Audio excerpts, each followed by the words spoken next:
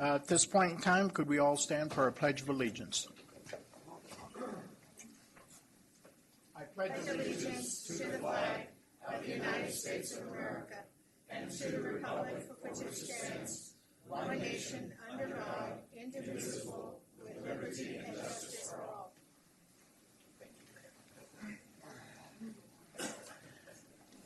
We move into public comments, and I do have a speaker card. I found it. Pardon me? Not for now? Got it. All right. Is there anyone wishing to address the board at this time? Public comments. Okay, I need approval of minutes. Oh, I move that we. Okay, I have a. No, I was distracted. I'm sorry. Okay, we have a first and a second. Call for the vote. All in favor? Aye. Aye. Everybody voted, right? Consent calendar. No, we have public comment first. Oh, yes. We have a presentation. Oh, we have a presentation. Before we go to any of it, you took minutes out of order. I took the minutes out of order. I did. Approval of minutes, presentation. All right, presentation, Contra Costa Bus Transit Operators.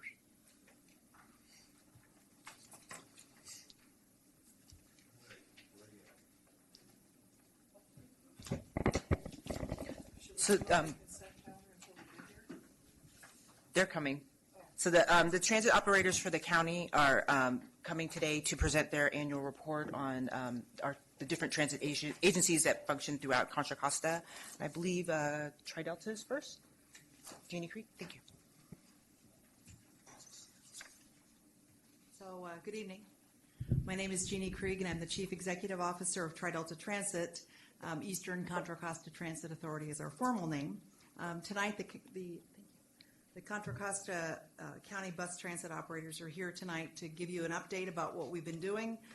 You're going to hear about how we each are addressing the unique expectations of the residents of each of our regions when it comes to transportation.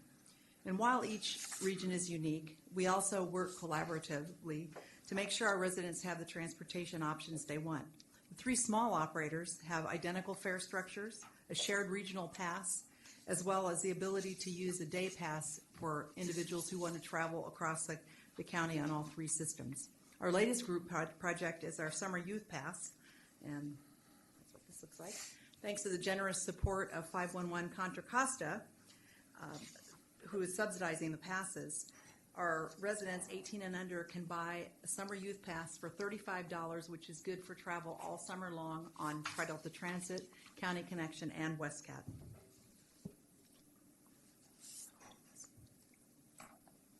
How do I do this? There we go. These are the four operators you're going to hear from tonight. As I mentioned, I'm from Tri-Delta Transit, WestCat, AC Transit, and County Connection are all here. I've been in this business for nearly 30 years, and the last 7 or 8 have been super interesting and very challenging. I'm going to set the stage tonight for the other transit operators to let you know the changing environment that we're operating in. We're becoming mobility managers instead of just running buses. You're going to hear from each one of us about how we're changing, how we're addressing the changing environment, and I'm going to describe a few of the overarching changes that have a direct impact on how we do business. The first is expectations. People want information instantly, 24/7 basis, and they want options, lots and lots of options. Work rules have changed. People today work flexible work hours, they telecommute, they have flexible schedules, and work centers are moving from the urban center core to the suburbs, and that's changing travel patterns. All of these overarching changes, of all of these, the biggest driver is people want options. That's the biggest thing that we are dealing with. I'm going to describe quickly a few of the options the residents of East County have told us they want, and then the others will describe a few of their projects. The first project is IDTO, Integrated Dynamic Transit Operations. Our customers told us that they don't want to wait even for an instant for a bus if they have to transfer from bus to bus or train to bus. So Caltrans, CCTA, and the UC Berkeley PATH program and Tri-Delta Transit work together to develop an app that passengers can use to help them connect from bus to bus or train to bus. The first phase went really well, and it allowed us to tweak the program to make it more user-friendly and realistic from an operations standpoint. So we're going to start the system-wide rollout this summer, and UC Berkeley and Caltrans hope to roll it out nationwide once it gets fully tested and proven. So it started in a little bitty Antioch, and we hope it'll be a nationwide program. We also offer mobile ticketing. Our customers told us they want everything on their phone. When we started this program, Clipper did not have the ability to offer mobile ticketing, nor did they allow Clipper to be used on paratransit. That's what our customers wanted. So we went ahead with the project. Since then, Clipper has decided that they are going to go with mobile ticketing and paratransit, so we're very pleased about that. But for now, we're using the Tri-Delta Transit mobile ticketing option along with our app, our real-time bus information app. So we're giving our customers the instant gratification that they're asking for. It's been very successful, and every month we get more and more mobile ticketing customers. Our customers told us that protecting the environment is important to them. So in 2016, we jumped into the electric bus market. Isn't that a pretty bus? I love that. We purchased 4 electric buses and built charging stations for 22 more buses. So we were well on our way to meet the recently adopted CARB regulations to be completely electric by 2040. As part of this project, we installed 4 car charging ports in front of our facility for the community. They're regularly used, and we are proud to be contributing to the electrification of cars in East County by providing a conveniently located 24-hour car charging option. Our East County residents told us that they want better service to BART. So on June 17th, we're going to be introducing a demonstration project called Try My Ride. We took 4 retired paratransit vehicles and selected an unserved community near the Antioch BART station and an unserved neighborhood near the Pittsburgh Bay Point BART station.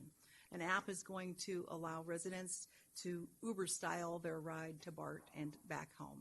We're very excited about this, and I'll tell you more as we get into it starting June 17th. Another project that we have, our paratransit customers told us that they would like the option of more flexibility than our standard ADA service offers. So we partnered with Uber, Lyft, United Taxi to offer an alternative to traditional paratransit. Mobility on demand costs a little bit more to the customers, but it gives them the flexibility and the convenience that they have been asking for. The upside to this program is it's helped us tremendously with the increase in demand on paratransit, as well as it's decreased our costs. So thank you very much for Bob Taylor, Monica Wilson, and Kevin Romick, who are all board members at Tri-Delta Transit and allow staff to go wild with these crazy ideas. That most of them are successful, and these are just a few of the ones that we're proudest of. So thank you.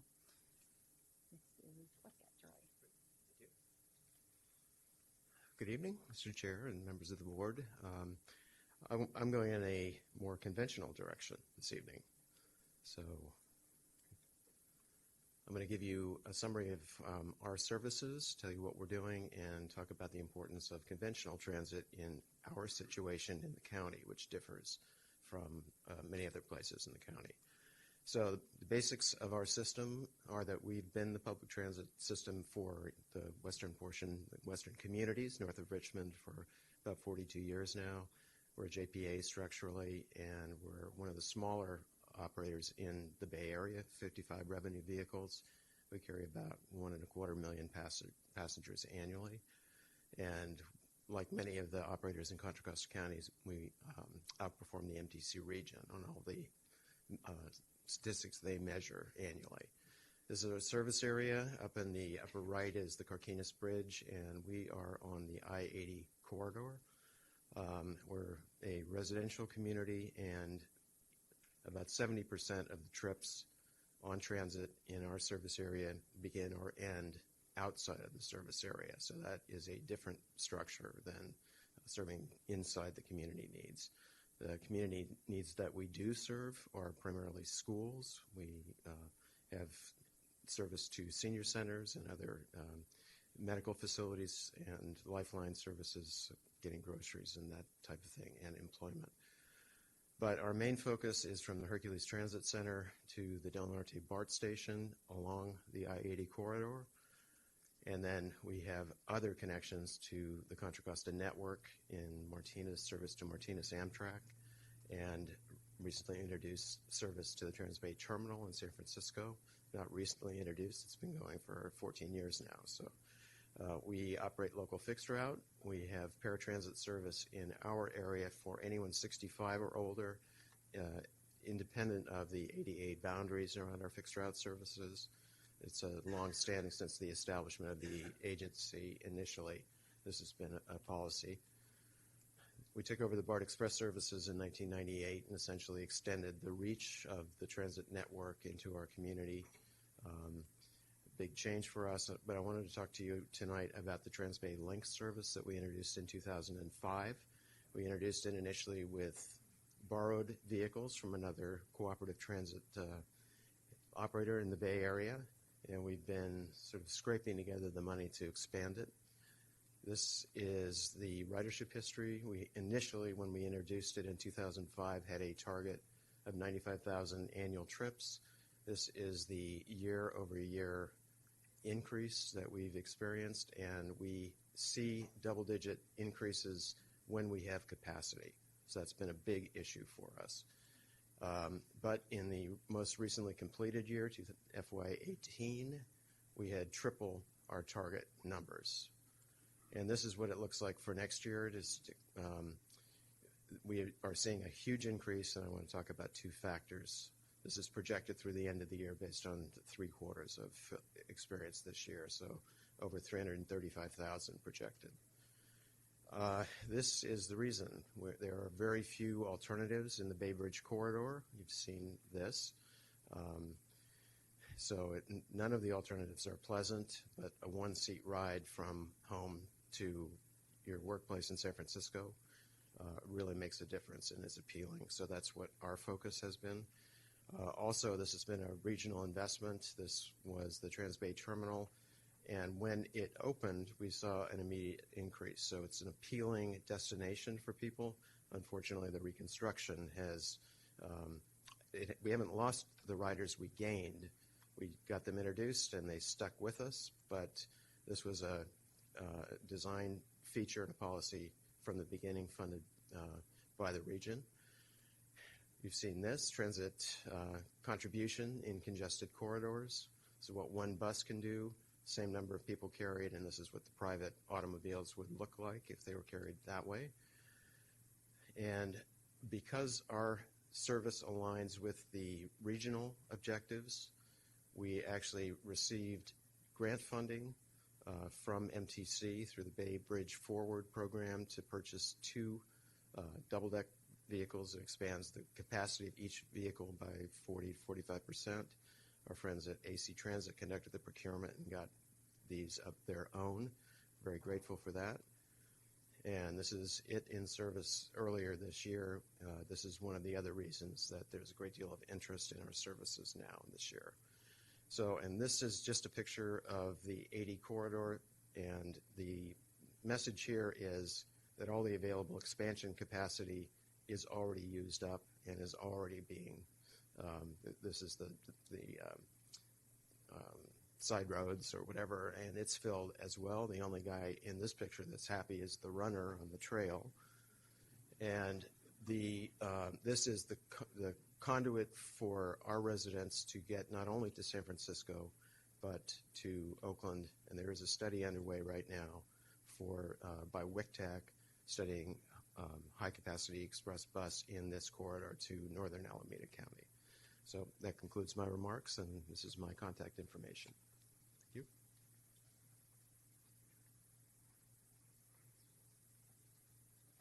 you. Good evening, Robert Del Rosario, Director of Service Development and Planning for AC Transit. I'm going to give you a brief overview of AC Transit service in Contra Costa County, where we've been serving for quite some time. To give you guys a background on AC Transit, at a glance, we serve 13 cities and 8 unincorporated areas. We span the western sides of Alameda County as well as Contra Costa County, as far north as Richmond, as far south as Fremont. We're a large transit agency. We're considered a large urban transit agency by many definitions. We're one of the largest in the Bay Area, one of the largest bus fleets in the States, and then on national standards, we are considered a large transit agency. We carry about 170,000 passengers a day, so that's 85,000 cars potentially off the road each day that we're helping to provide. We have a very robust paratransit service, and as well as a very robust trans-based service. Charlie had mentioned how WestCat has their services going to Transbay. We're sharing equal success for our area with folks trying to connect to San Francisco. We connect to nearly every BART station in our area, and so we also provide the express bus service, but we also provide the first and last mile service. Very similar chart to what Charlie had showed you for WestCat Express services. Our ridership has gone up quite significantly in the past 5 years for our Transbay service. So despite these emerging technologies and different modes of transportation, our express buses continue to do the work and continue to carry people across the Bay Bridge at an increasing pace. And in fact, in this past year, I think we're at our highest level of Transbay ridership in probably the last 19, 20 years, which is quite exciting for AC Transit. So capitalizing on that demand that's there to get people to San Francisco, we underwent an effort called Transbay Tomorrow to really expand our Transbay services. And you know, everything is overcrowded right now. Charlie showed the pictures of the Bay Bridge. That's at capacity. BART is at capacity. There's oftentimes pass-ups, and we're also at capacity. So we thought, well, what can we do to really increase the amount of seats that we can get over the Bay Bridge and get people to their jobs in San Francisco? And so we went through a big effort of cutting our unproductive service, so where the routes just weren't working. Let's take that service out and reinvest it back into areas where that service does work. So we did a lot of frequency adjustments, getting services. You know, a lot of our service for San Francisco is 30-minute service. Let's get it up to 20-minute service. Let's get up to 15-minute service. And even in some cases, we're getting it up to 10-minute service. So that means you can get outside of your door, get to the bus stop, and not even have to look at your watch, and a bus will be coming pretty shortly. We know that there are, as others have mentioned, the changing work patterns of employees, and they are no longer working the traditional 9 to 5, so we try to accommodate for that as much as possible, adding in more early trips, later trips in the morning, and then also going until later in the night. But most iconic, I guess, and what the passengers would recognize and the public would recognize is we bought the double-decker buses. So those double-decker buses are exclusively running in West Contra Costa County on 4 Transbay Express bus routes. They've been quite popular. We've done some recent surveys on the Transbay riders for double-decker buses, and 50% of them said that they ride the bus more because we have a double-decker bus out there.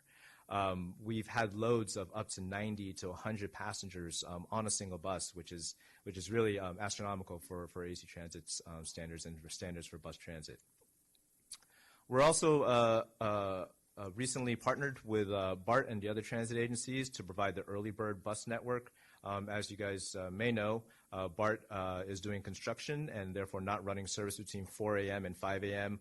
On weekday mornings. And so AC Transit, along with some other bus transit agencies, we're providing that service in the morning. So we're taking passengers from Pleasant Hill BART Station, from Pittsburgh Bay Point, and then taking them all the way to San Francisco in that 4 a.m. to 5 a.m. hour. And also that service has been quite popular. We're actually using our double-decker buses early in the morning when they're not doing their Transbay trips to carry all of those folks over to San Francisco during the early morning time. So that's been another successful project for us. Charlie hinted at the West County Express Bus Implementation Plan, and really that's looking at the I-80 corridor. That's the corridor that is notorious nationwide for how much congestion there is there. And so we're looking at, well, what are those things that we can do with bus transit to make that experience of getting down that corridor more reliable and quicker. And a lot of the recommendations are to improve the bus service going to San Francisco, but we also realize that there are destinations in Alameda County on the East Bay side that people need to get to, such as Berkeley, UC Berkeley, city of Emeryville, where there's a lot of tech growth happening. That study is one where we're hoping that we can find some dollars to implement the recommendations of getting more express bus service along that corridor that'll operate more reliably in the express lanes with more limited stops and hopefully some bigger buses as well. At the local level, we're looking at BRT type of projects. So San Pablo Avenue is, of course, the major corridor that travels through West Contra Costa County.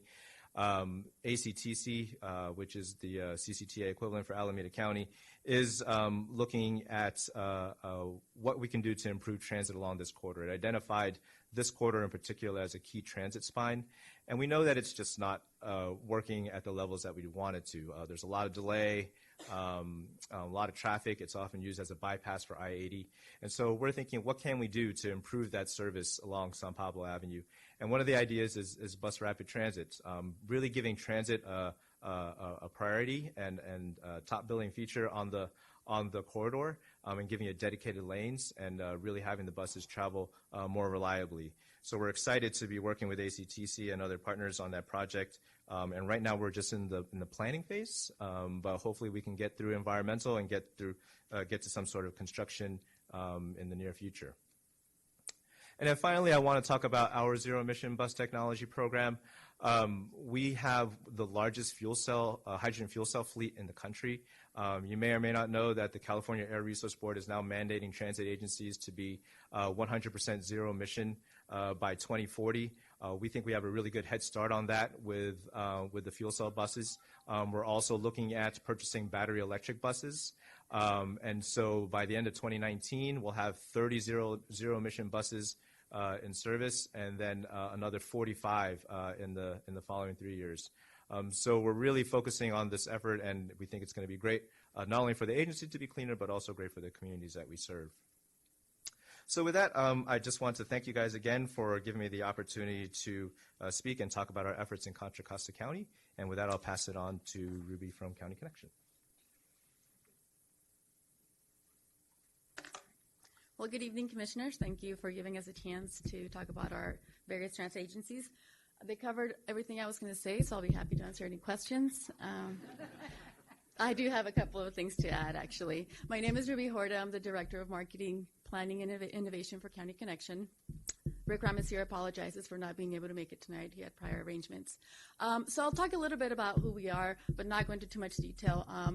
One of the major services that we provide for Central Contra Costa County, I think, would be our school service routes. We have routes that carry anywhere from 10 to 50, 60 passengers per trip, and these are school routes that serve all of your communities. We're very proud of that service, but it does compete with a lot of our peak hour service. So we do have a lot of conflicting interest to accommodate throughout our service area. A couple of the other things that we work with is Cal State East Bay and St. Mary's. We do provide shuttle services to both of those school sites. And then there's the Alamo Creek Special Service. We did conduct a pilot program to do an on-demand transit service through the Transloc app. Unfortunately, it was not very successful. The residents of the community don't necessarily want an app. They wanted more faster, frequent express service, which is what we've been hearing, I think, this whole evening. Express and frequency, it's really the selling point when it comes to bus services. A little bit of background on the major service changes that we recently completed in March. We hadn't done anything of this sort since 2009. So it's been a number of years, and there were a lot of conflicting demands throughout the community. We did eliminate some routes, but that was only in an effort to improve service in other areas where we really could utilize more productive service. We increased frequency on routes that serve the Monument Corridor. We increased frequency out in San Ramon on a very successful route along Boilerton Canyon. We added some express services. So we restructured the service in an effort to improve productivity. And this is just a timeline and process. It was about almost a 2-year process of going out to the community and the various stakeholders to ensure that we provide the best service we can. These were the goals: increase productivity, explore new mobility options. We're working with LATA down south to provide an on-demand service for an area of San Ramon where we eliminated service, Route 36, to potentially extend their Go Dublin project to serve that area and obviously change the name, but provide a similar on-demand service for those residents. And as far as we also conducted some fare changes. We hadn't changed our fare since 2009 as well. We increased the cash fare to $2.50 to incentivize individuals to switch to Clipper. We know that MTC wants that significant shift of all the transit agencies to move over to Clipper to facilitate the change to Clipper 2.0. And we also got rid of paper transfers, which was a much needed thing for us to do. This is a summary of the service changes, the routes we cut, some service we increased, and then we realigned the routes to better match the needs of the community.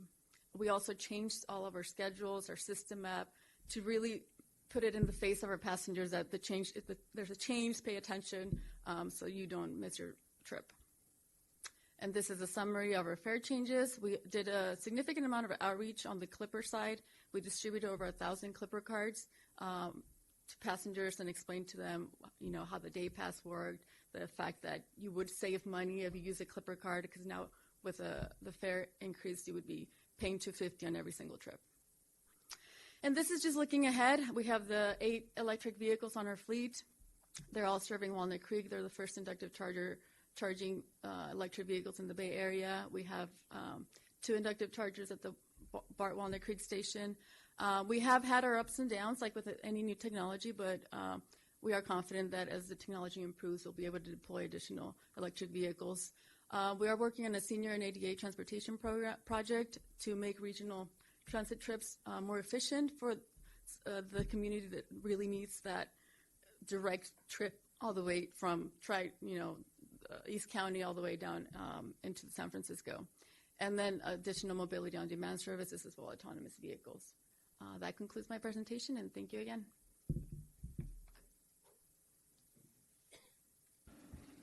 First of all, I'd like to say thanks to all of you who spoke tonight. Can you imagine when you see this from each one of the operators here, man, if we didn't have your kind of transportation, we'd never get anywhere.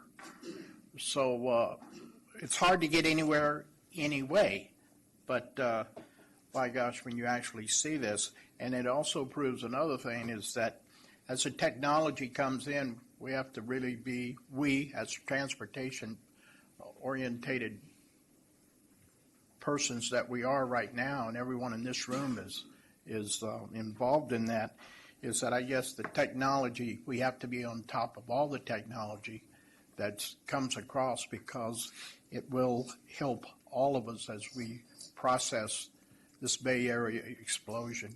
So I want to thank all of you, and I don't know if there's any comments from the board. And we'll start from my right to my left. Just as a question, the statement was made that the buses would be zero emission by 2040. Could you double check that? I'm under the impression CARB's calling for actually electrification by 2029. So if somebody'd get back to us. No. Yeah, thank you. Well, to all the agencies, really great presentations. The first 3 agencies are all expanding service, and ridership is going up. And maybe just a question to County Connection. As I understand it, looking at the numbers, your ridership has been dropping. And, from our end of the county, trying to find solutions. So could you share some concrete, specific ways you're going to get ridership up? Because we're looking as an agency at some very successful other areas that have new models in a similar way. That's a similar agency to you, but they've come out with some very creative ways, and the riderships have went up. And I know it's a challenge. You've got a very diverse community, but it's crucial to have success with the results and the amount of investment that we're putting in. So what are the things that you're looking at to help improve that? Right. So many transit agencies across the country are experiencing declining ridership, and there's a number of reasons, from car ownership to the Uber, Lyft's rides. But that was the impetus for us doing the major service restructure was to get rid of routes that were not productive and invest those revenue hours into the service that is productive. So we increased frequency on the 14, the 35, the 6, the 4. The 6 serves the La Miranda area, and we haven't seen the continuing decline. We've only had that new service in place for 2 months now. So I think within a year we should see the real results of that service change. And the other thing that affects us, particularly in the Central County, is that we serve all the BART stations, and as BART ridership declines, our ridership declines as well. So there is a direct link to BART. We don't have any express service into the city. Right. Well, it would be great to, hear from you maybe more frequent, because I think as an agency, and again, I hate to compare it, but you got 3 agencies that are creating successful models, and doesn't make a difference who we compare it to. And County Connection, there's been a struggle.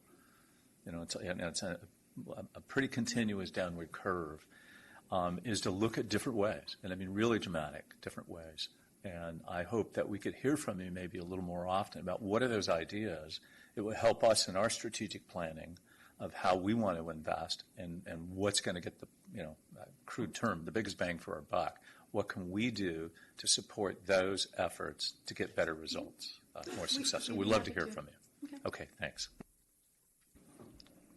Director.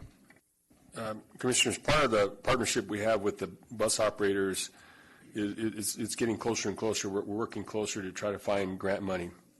In the case of County Connection, one of the proposals along Innovate 680 is to, if we can, to put bus on shoulders and run more express buses down to the job center at Bishop Ranch to help with the connection between the BARTs, between Walnut Creek and Dublin. And so the goal is to get more express bus service down there to carry more passengers, to get some of them out of their cars along 680, because as you know, Commissioner, coming northbound in the evening is very, very difficult on 680.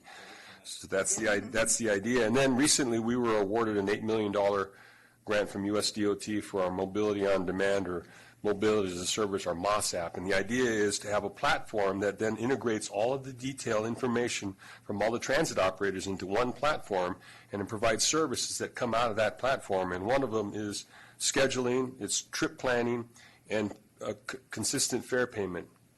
And so we're trying to figure out how to make it more convenient with our partners, so that there's one, you don't have to reach in your pocket and get a different Clipper card and get a credit card and pay cash. It's all debited, but you go from point A to point B.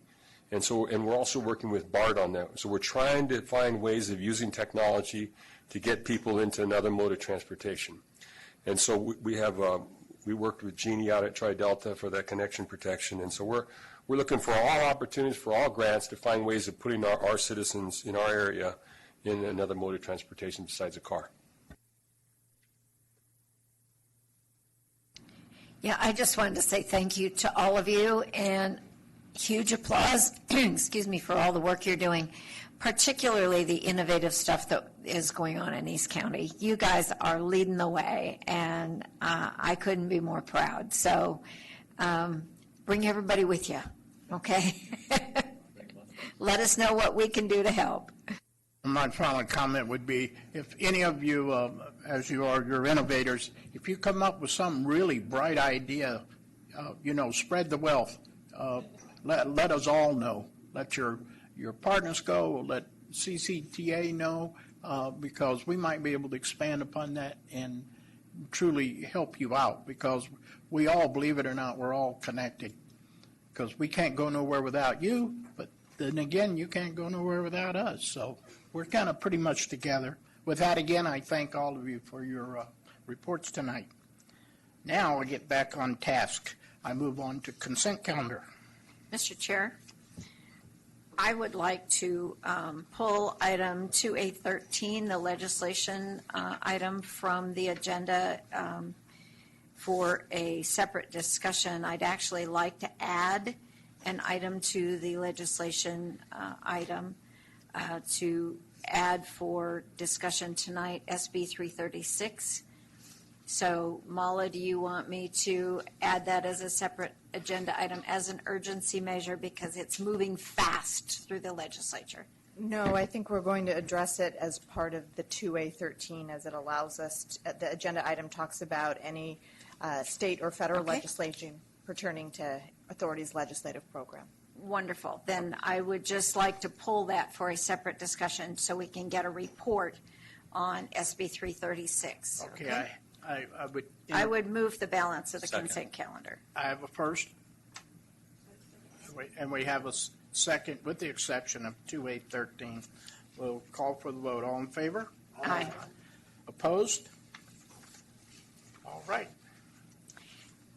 8213. Yeah, I would just like to raise this issue because this is a bill that we looked at a month ago in the admin committee, and it didn't look like it was moving. In fact, we were told it probably was going to die in committee, and all of a sudden it grew legs.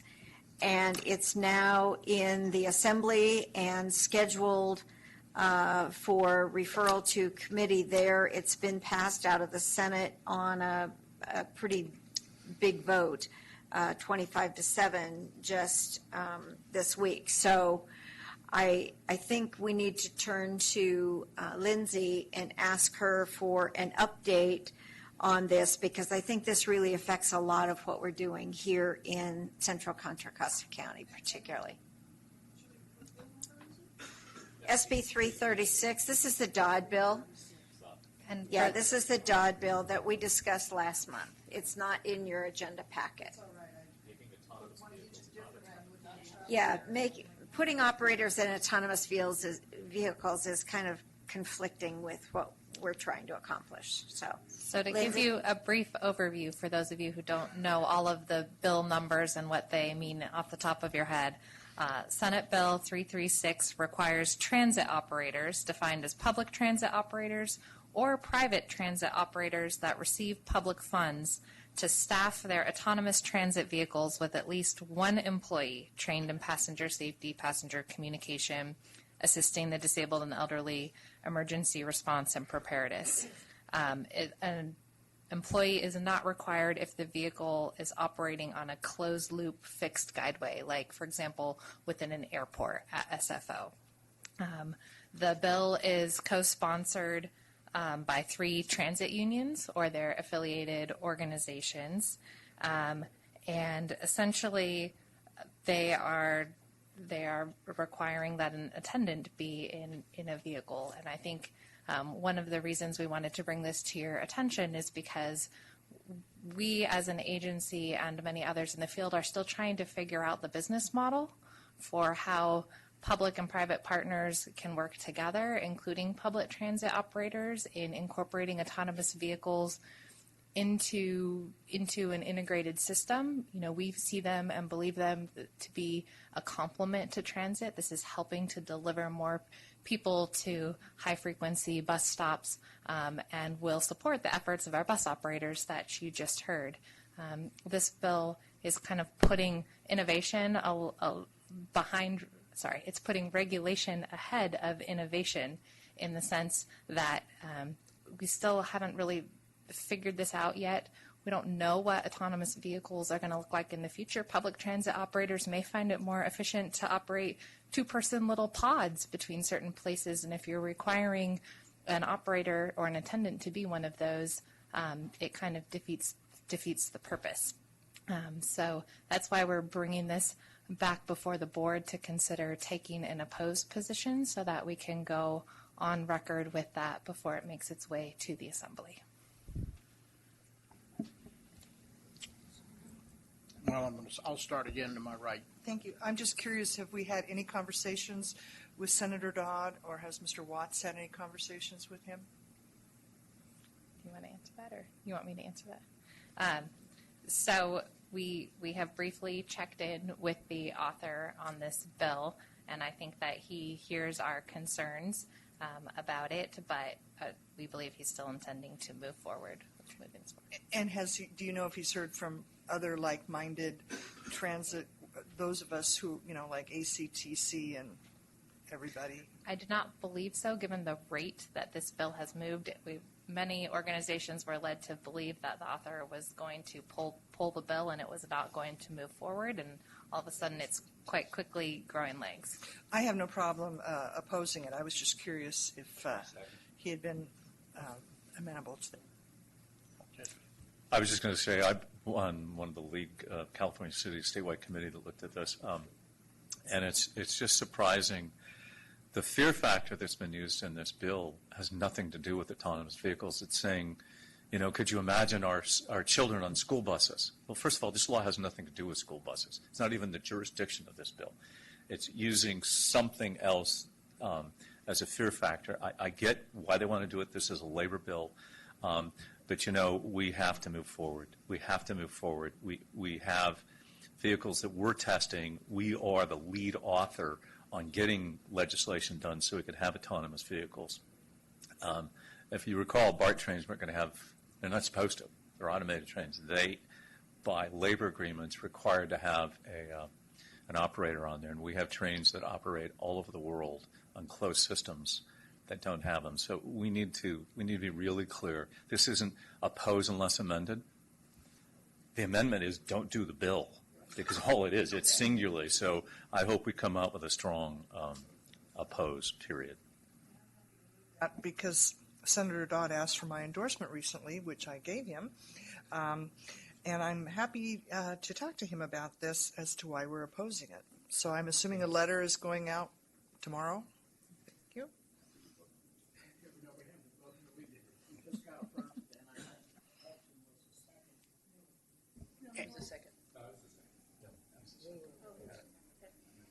Hudson was the second. Yeah. And you have something to say. Yeah, I just wanted to take a little different spin on this. I absolutely agree with the position that you're taking with respect to the autonomous vehicle work that we're doing in this agency.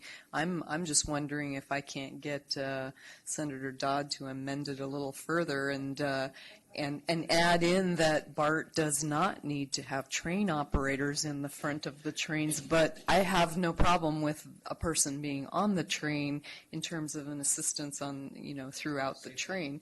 Yes, I have actually advocated for this model for our future train control system, to which I was told there's only one reason why we can't do that, and it is that a union wants an operator at the front of the train. There is really no reason for that. So, thank you.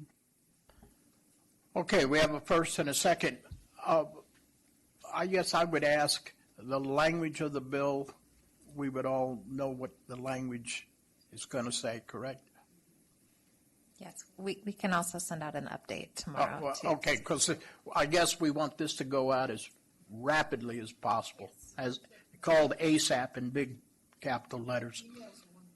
Yeah, so is texting. So anyway, we do have a first and a second. Call for the vote. All in favor? Aye. Aye. Opposed? No opposition. Any abstentions? And then I would come to this, is there anyone from the public wishing to address us? I should have done that beforehand. Okay, then we did the right thing, worked perfect. All right. Moving on, we move on to regular agenda items and consideration and development of a new transportation expenditure plan. Next steps, staff.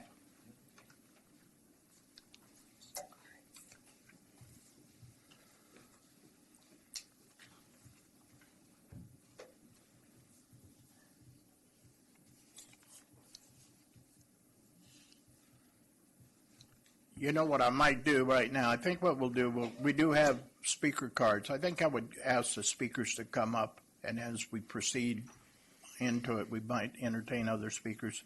But let's have our speakers come up, and then we'll get into it, Tim, if that's all right. Mm-hmm. Claudia Burgess, AC Transit.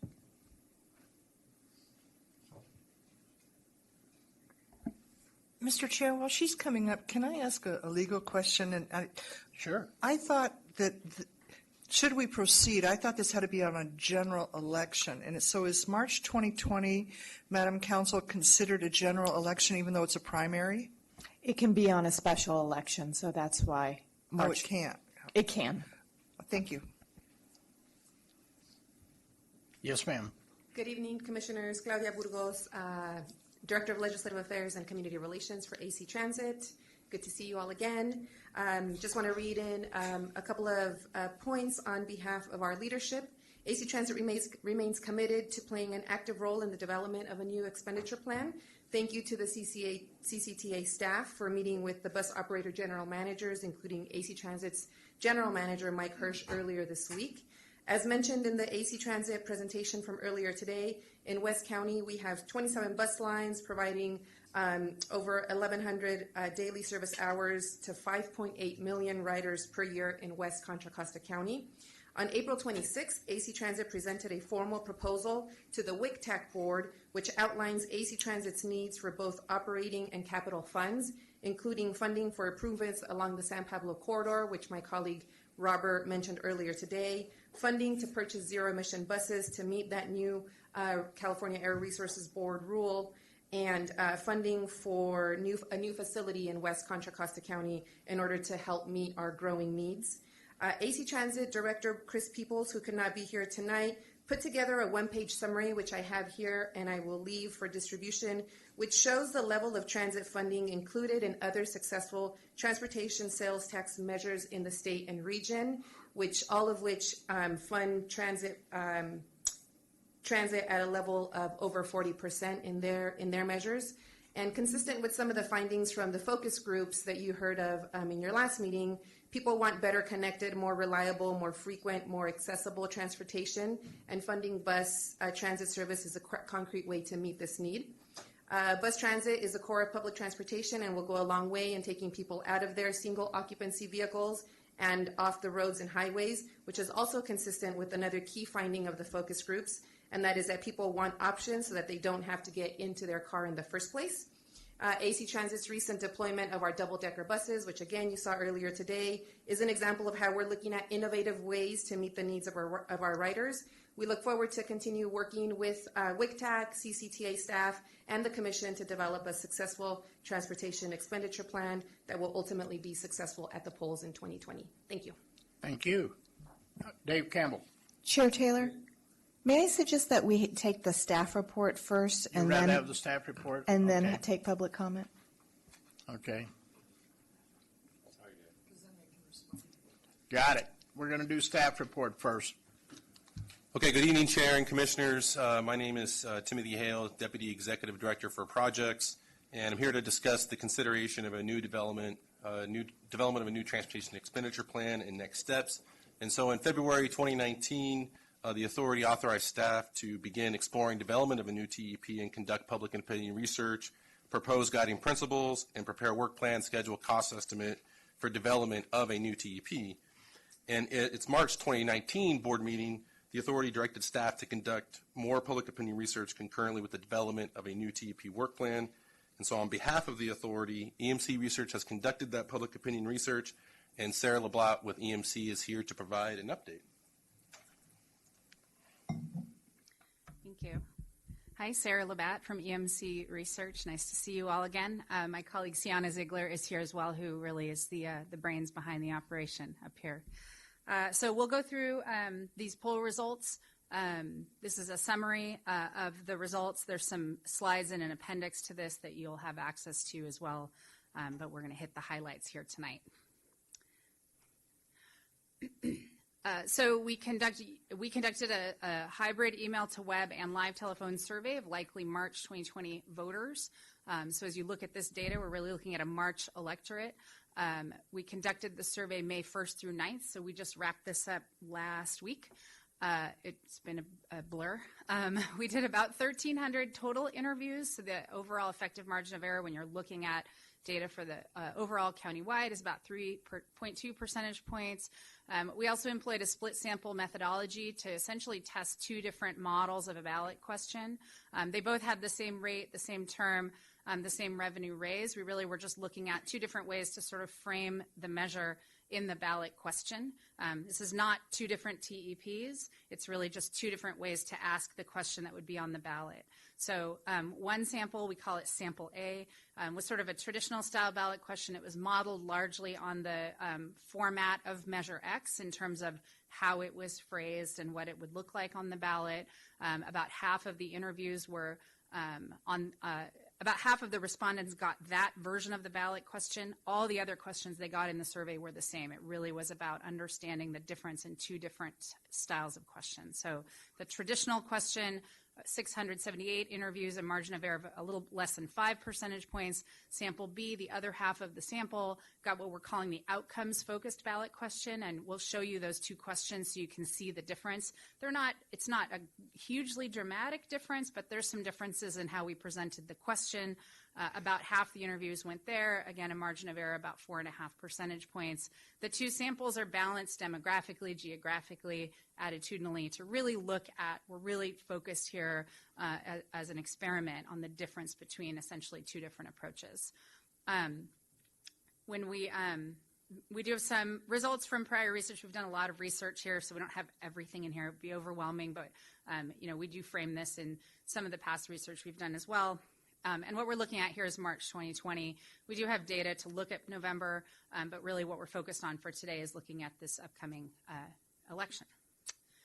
Quick overview of your region, you know what your map looks like, but we did want to also point out that in the study design, we distributed the interviews by region disproportionately to the populations in those regions because we wanted to make sure we had enough interviews in the smaller parts of the county to really be able to look at those with a controlled margin of error. So in the interviewing, we oversampled in La Miranda and in the San Ramon Valley, and we undersampled in the central and the east a little bit. We weight the data back to be proportional to the entire county. So when we're looking at countywide data, it is representative of the entire county with the appropriate percentages. But as we look at each individual region, we've adjusted the sampling so that we can look at them each with a relatively similar margin of error of around 6 percentage points for each region.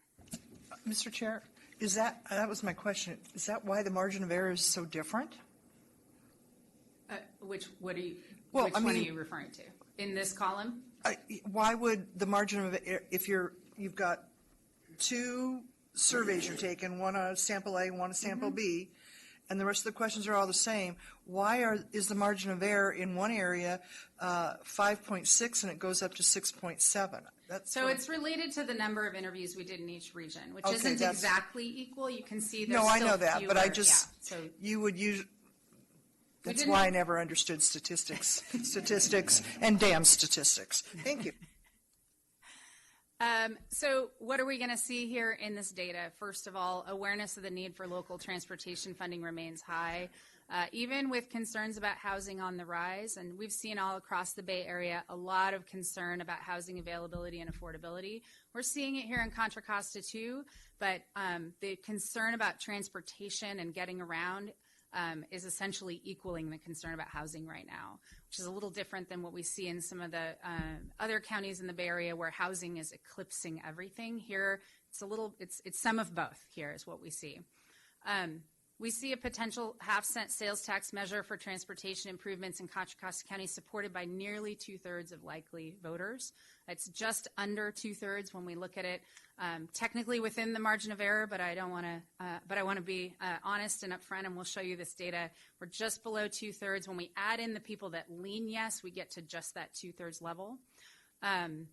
Congestion reduction and public transit improvements, including BART, are the elements that generate the most interest. So thinking about the things that are in the measure, those are the two kind of foundational pillars that people say they want. We heard this in the focus groups as well, and this is what they're saying. And all the ways we asked about those two things, they raised to the top. We see support highest in West County and in La Miranda, lowest in the San Ramon Valley. We do see that voters have some concern that transportation tax revenues do not always benefit them. Certainly we ask a number of questions about sort of tax sensitivity, and we see that people are concerned. We heard this in the focus groups as well, concern about taxes and whether they really go to the things that benefit them. And when we test some elements in this measure that would bring strong accountability, requiring expenditures to show real benefits, they really, really are drawn to that. When thinking about how to create a measure that does, achieves some congestion reduction and achieves improvements to public transit, the sort of third leg of that stool is really thinking about how to bring strong and specific accountability to a measure, because you can really, that's what people are looking for, is I want these things and I want to know that they're going to happen and they're going to be functional and useful. And then on the split sample, and we'll see this in the data, the outcomes-focused sort of presentation, and that's where we talk about what's going to come out of this: faster, easier, safer, more reliable, reduced congestion, transit, and transportation.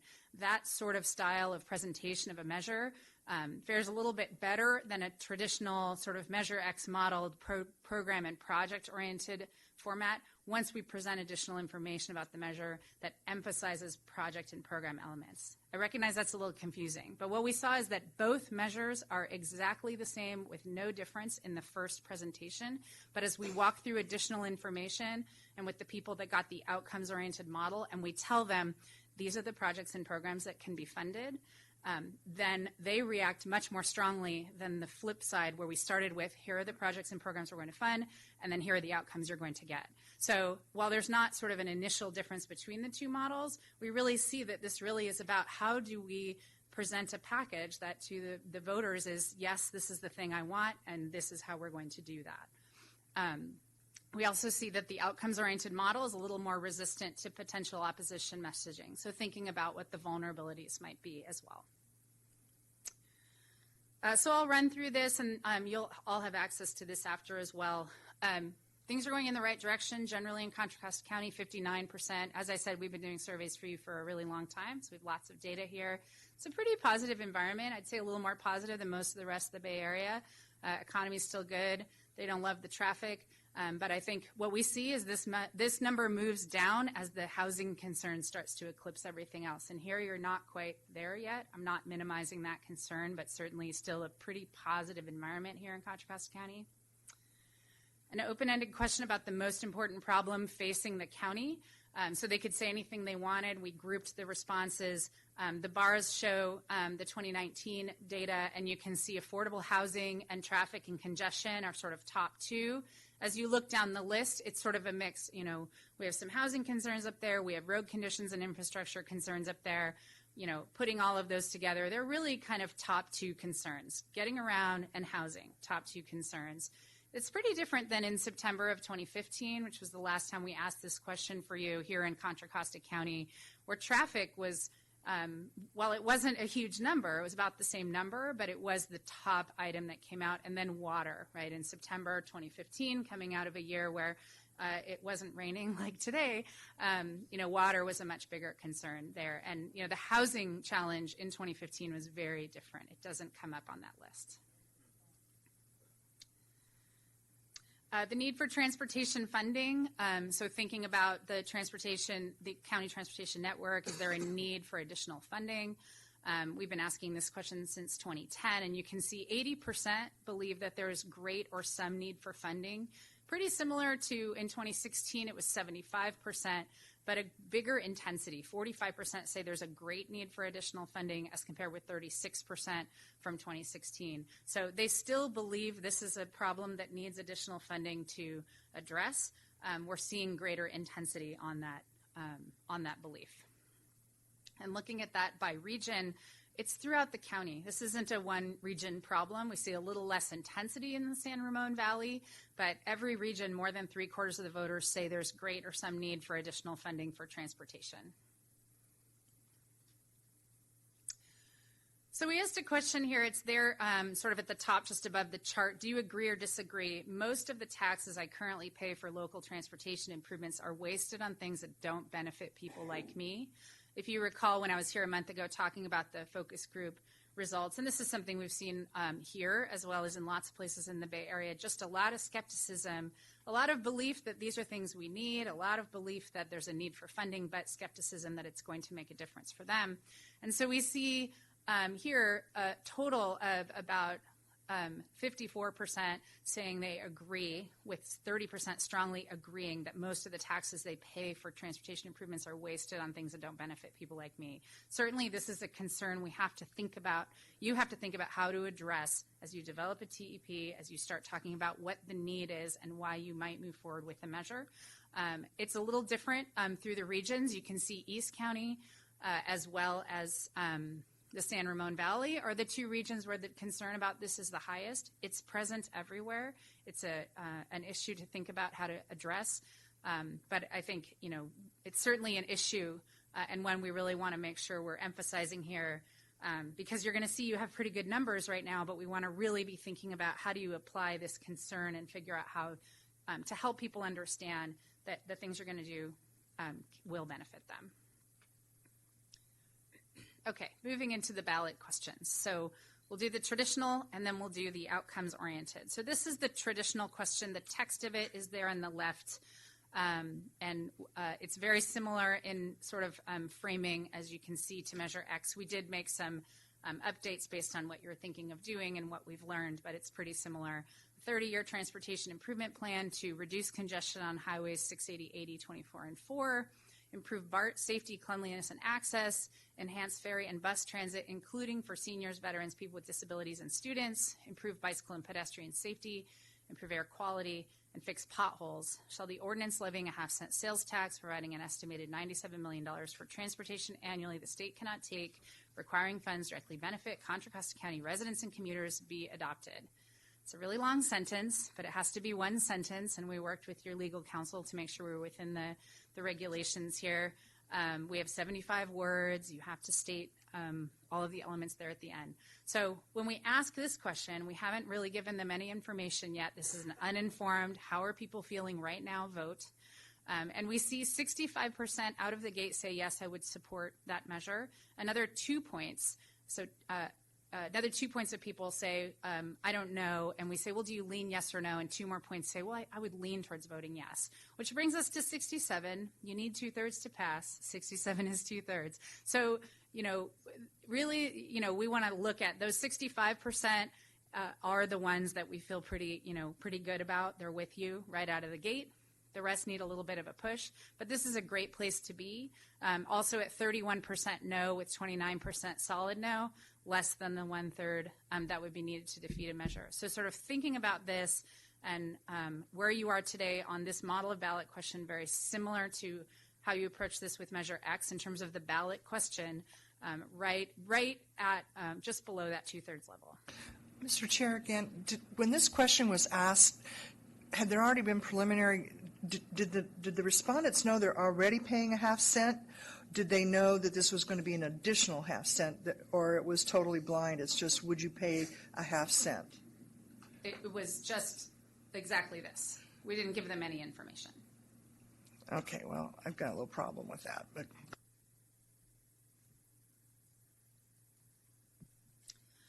The other version of the measure we tested, remember, this is the other half of the sample. So nobody heard both. They only heard one or the other. And so this is what we're calling the outcomes-focused ballot question.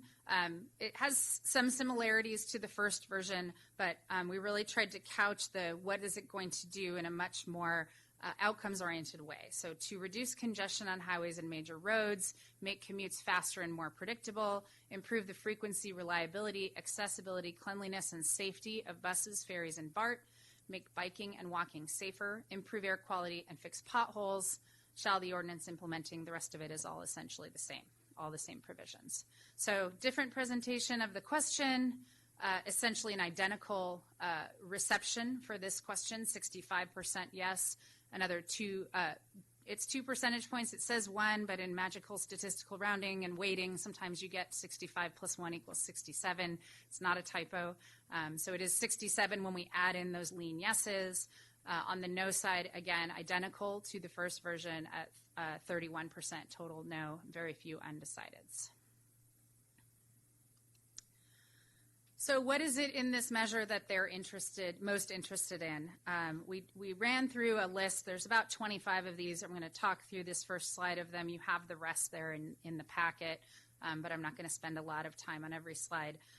But these are sort of the top tier elements. They're sorted by the percent extremely important. So on a scale from 1 to 7, where 7 is extremely important, 1 means not at all important, how important is each of the following to include in a potential sales tax measure?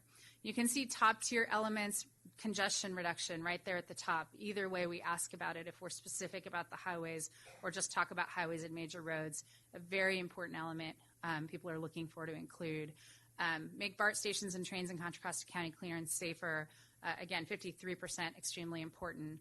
We see transit come up again there. This is only the top slide of 3, so just because it's at the bottom of this slide, it just means it's the bottom of the top. All of these are extremely, very highly important to voters. So there you have that phrase from the ballot question: improve the frequency, reliability, accessibility, cleanliness, and safety of buses, ferries, and BART. At 50%, extremely important, 82% total important. Some other elements that I think are important to note on this slide: one is some of the accountability components that we included in the ballot questions themselves require that funds directly benefit local residents and commuters, as well as provide funding for transportation that the state cannot take away. Both things that people respond to. We're not going to go into depth on the other 2 slides, but what was on one of those was the Independent Citizen Oversight Committee.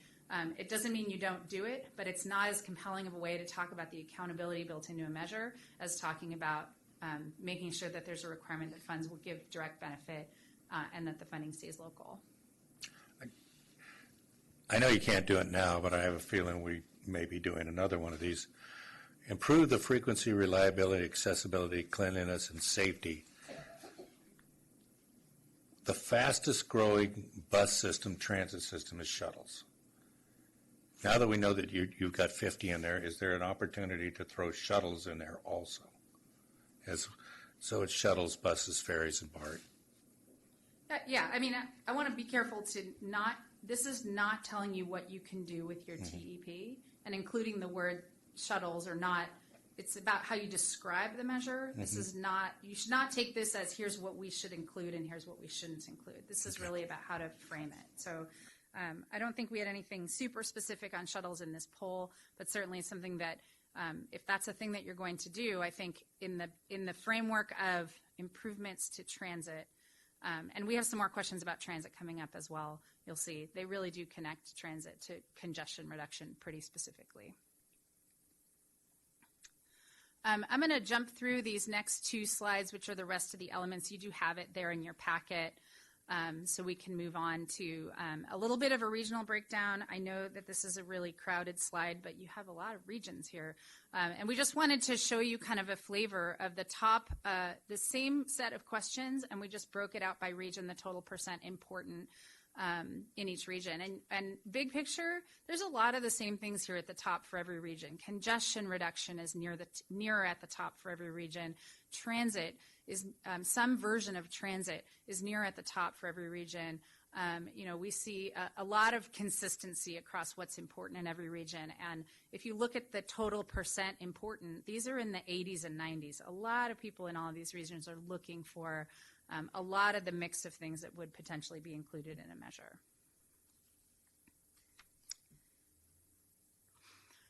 One of the other things we did, so after we've kind of given them the ballot question and the elements, we had some other questions that kind of broke out a little bit more specifically some of their attitudes about some of the outcomes of a measure. This went to everybody in the sample, not just the outcomes-oriented sample, but really trying to understand how do they think about transit improvements, how do they think about what a measure can do.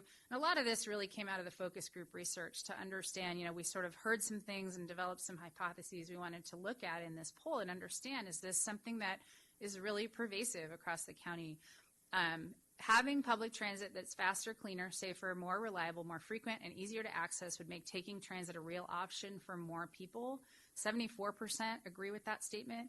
And having transit that's faster, cleaner, safer, more reliable, more frequent, and easier to access would reduce traffic in Contra Costa County.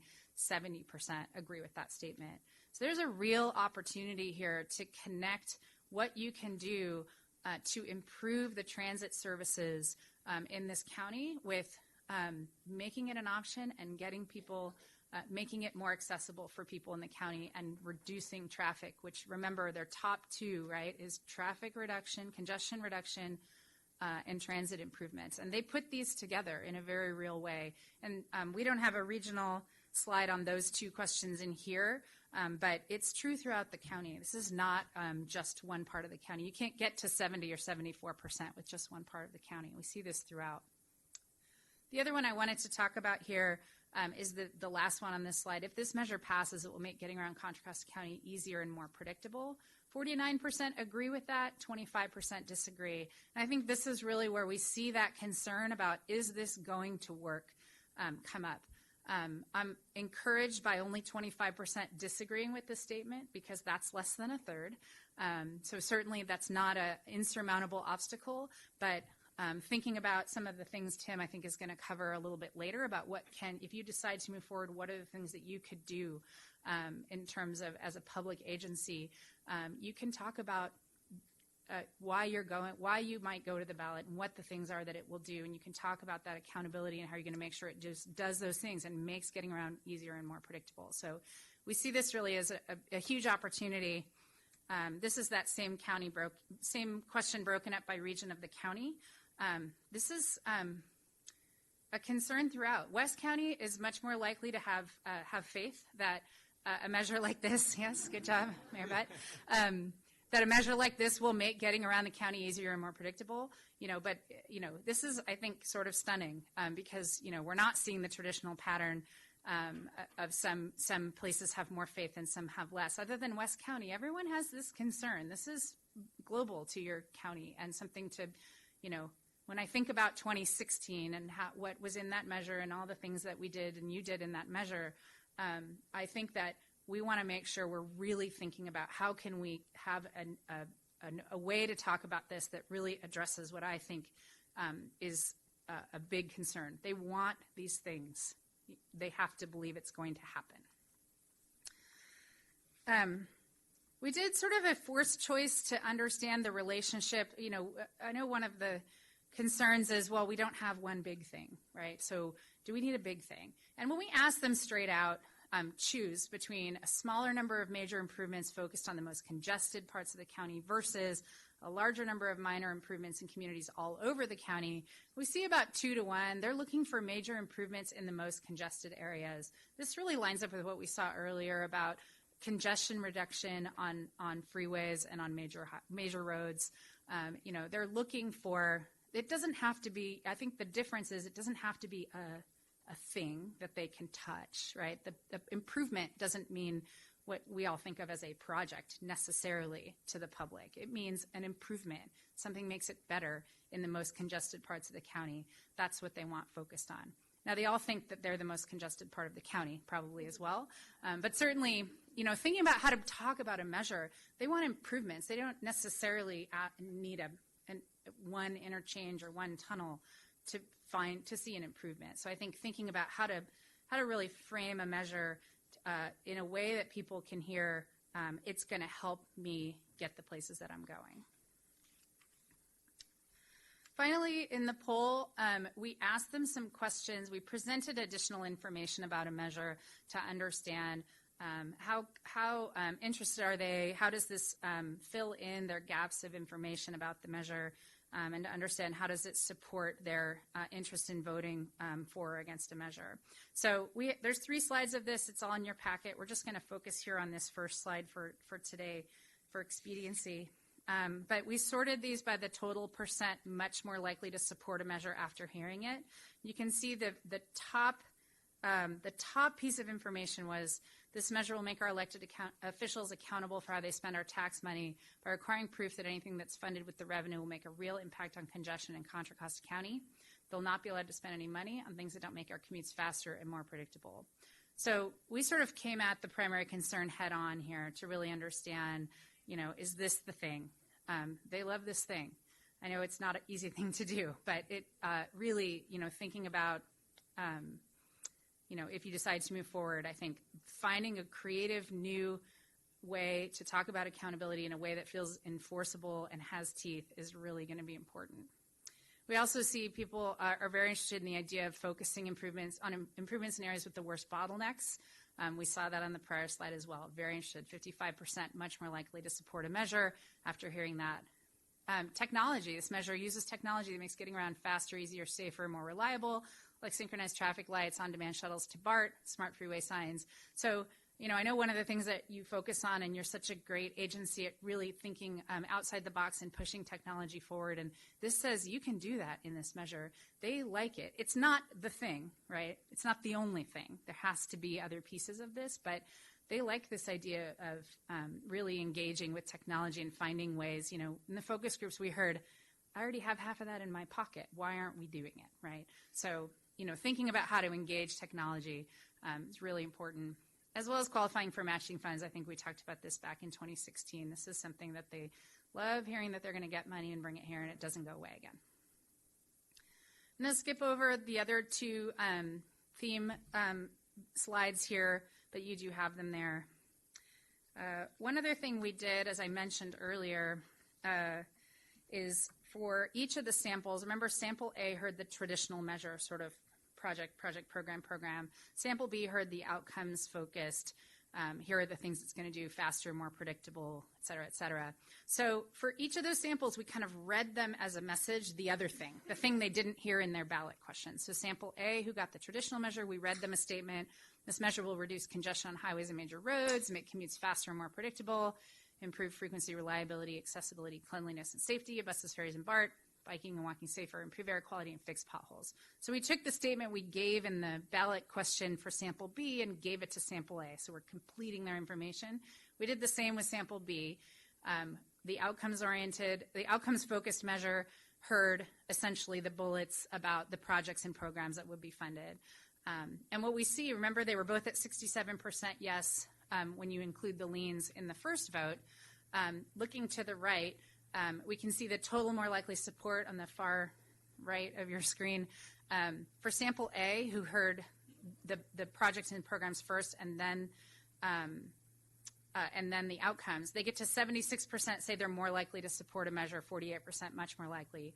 The outcomes-focused folks, 81% say they're more likely to support a measure, 58% much more likely. So when we start with sort of a more aspirational framing of a measure that says, here are the things that are going to come from this measure, and then we say, and here are the ways we're going to do it, we really see a different reaction than starting the other way, where we start with, here are the things we're going to do, and this is what it's going to do for you. And we see it here on this slide about after the information. So once we've given all of this information, we have the traditional ballot question on the left, the outcomes-focused question on the right. Remember, we start at 67% for both. The traditional ballot question moves a little bit from 67 to 70% yes. The outcomes-focused question, where we filled in that project and program information, second, moves from 67 to 75. And from 31 to 21% no. So there's something, this is not a different plan. This is not doing a different thing, but there's something about giving them a description of a measure that feels like that's the things that'll get done first, and then saying, here's all the pieces within it.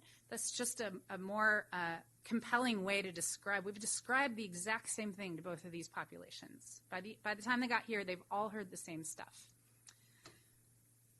And then we did test a negative. It's here at the top.